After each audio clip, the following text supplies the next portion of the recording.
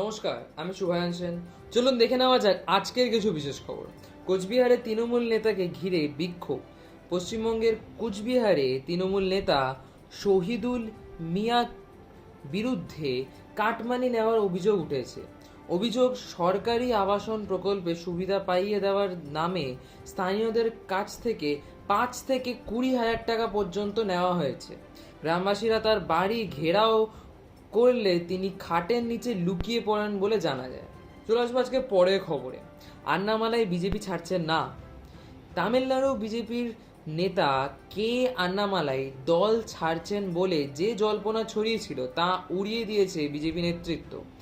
রাজ্য বিজেপি সভাপতি জানিয়েছেন আন্নামালাই কোনো পদত্যাগ দেননি এবং দলের সঙ্গেই রয়েছেন। চলে আসবো আজকে পরের খবরে। তৃণমূল কংগ্রেসের অভ্যন্তরে রাজনৈতিক মতবিরোধ নিয়ে নতুন করে জল্পনা শুরু হয়েছে। কিছু বিধায়ক দলের নেতৃত্ব নিয়ে অসন্তোষ প্রকাশ করেছেন বলে খবর।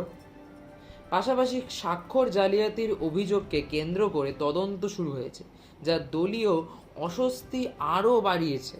চলে আসবো আজকে শেষ খবরে। খান স্যারের কোচিং সেন্টার কাণ্ডে গ্রেফতার 2 নিরাপত্তারক্ষী। পাটনায় ইউটিউবার ও শিক্ষক খান স্যারের কোচিং সেন্টারে হামলার ঘটনার তদন্তে 2 নিরাপত্তারক্ষীকে গ্রেফতার করেছে পুলিশ। তদন্তে একটি ভিডিও সামনে আসে যেখানে দুজনকে আকাশে গুলি চালাতে দেখা যায় বলে দাবি পুলিশে। ঘটনার তদন্ত চলছে।